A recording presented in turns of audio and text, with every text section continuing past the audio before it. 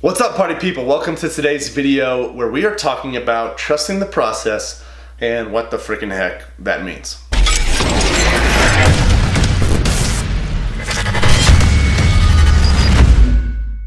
Alright, so if you follow me on Instagram, Facebook, read articles, watch videos, whatever, I've talked about trusting the process all the time, but I haven't really gotten into explaining what it means and what that looks like. But I did write an article about it a few days ago, but I understand that there are some people who like videos more, you like listening more, you like reading more, whatever. So I wanted to talk about this in a video, that way those of you that enjoy watching the videos can get something out of this. So, trusting the process. What the heck is it? What does that look like? Why should we do it? It seems difficult to understand at first because it's very abstract. It's like, it's not woo-woo, but it's just abstract. It's kind of floating around. It's not something tangible that we can really touch and figure out. So what I wanted to do is just break it down. That way you guys can further understand what that trust looks like when it comes to going through a process, trusting the process. So there are three things that I want to go through today, three things that are going to help you kind of understand what this means. The first thing is going to be having a starting point. I like to imagine that your process, or like trusting the process, is kind of like walking through a forest with a bunch of trees. That's your health and fitness journey, walking through a forest. And if you're walking through a forest and you're trying to get to a destination, you got to have a starting point. You have to have a starting point, especially when it comes to your health and fitness. Now, I know we're always told, hey, don't look back, always keep pushing forward, never look back, blah, blah, blah, whatever. I disagree. I think it's important to have a place to look back to so you can assess, oh my gosh, look how far I've come. You can say, wow, look at the progress I've made. So it's always important to have a starting point, whether that's your current starting weight, your current bench press, your current body fat percentage, your current progress photos, whatever that looks like. It's always really important to have a starting point. That way, when you take a few steps ahead, you can look back and say, oh my gosh, I've come this far. Boom, you turn that into a small win and you build off of that. That way it doesn't seem like you're just climbing Mount Everest in one bout, okay? You have a few steps of progress, you look back and see how far you've come. Oh my gosh, that's awesome.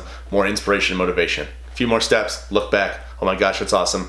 More motivation, inspiration. So you're constantly building on that initial starting point, always having something to look back to and see how far you've come. I always think about that when it comes to like Poehlmann Fitness, for example.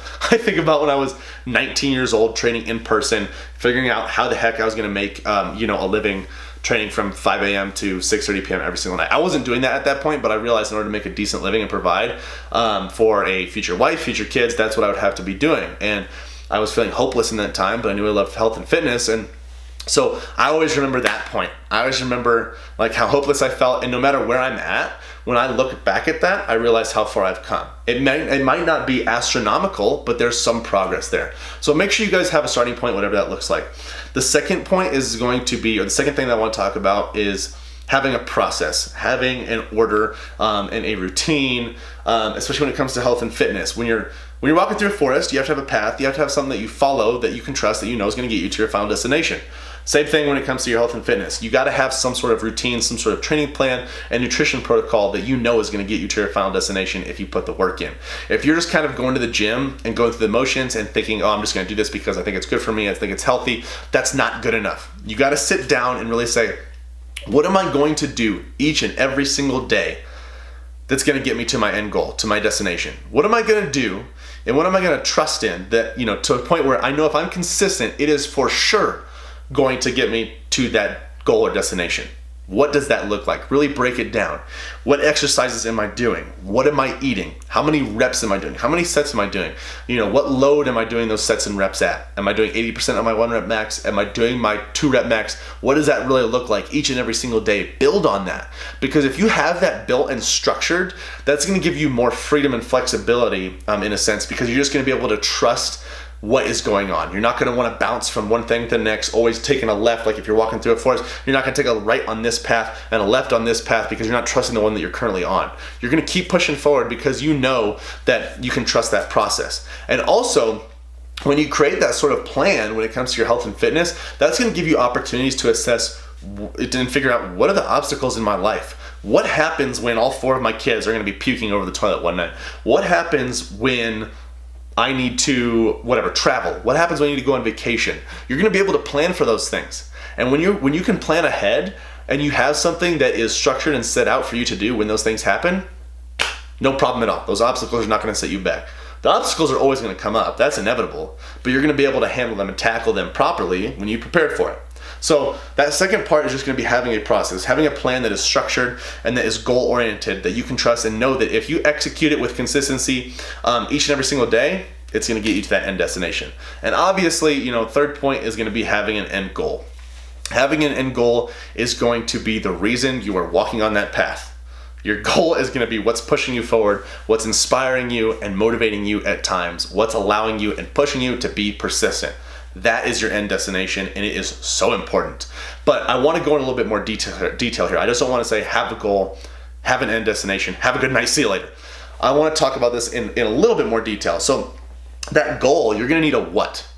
That is something tangible that you can track, you can assess, you can put numbers into, you can track with data, see how close you're getting, see where you're at, see what else you need to do to get there. That's your what. So whether it's I want to get stronger, I want to, do 5 more pull-ups, I want to increase my bench press, I want to lose 5% body fat, I want to lose 10 pounds, whatever that looks like, that's your what. You need a what. Your what is very important, and it's also very important that you make it specific. Like I just talked about, if your goal is to get stronger, that's great, that's awesome. But what is it with your strength that you want to improve? 5 more pull-ups, now we're talking. Because then you can say, what do I need to do in order to get 5 more pull-ups? You're not going to be like, oh, we'll get stronger. You can create a process that helps you get 5 more pull-ups. So have a what and make it specific. But lastly, and most importantly, you have to have a why that is pushing the what, that really makes that what come to life. What's your why? The why is always more important than the what. So if let's go back to the strength one, for example. If you want to do 5 more pull-ups and you want to get stronger, why is that? And asking yourself this, it might bring up some emotions, it might bring up some trauma, it might bring up some insecurities that you have. Chances are you might have to address some other things in your life if you really do a good job of digging deep. So for me, to give you guys a little bit of example, just to express some vulnerability, when I was done training, when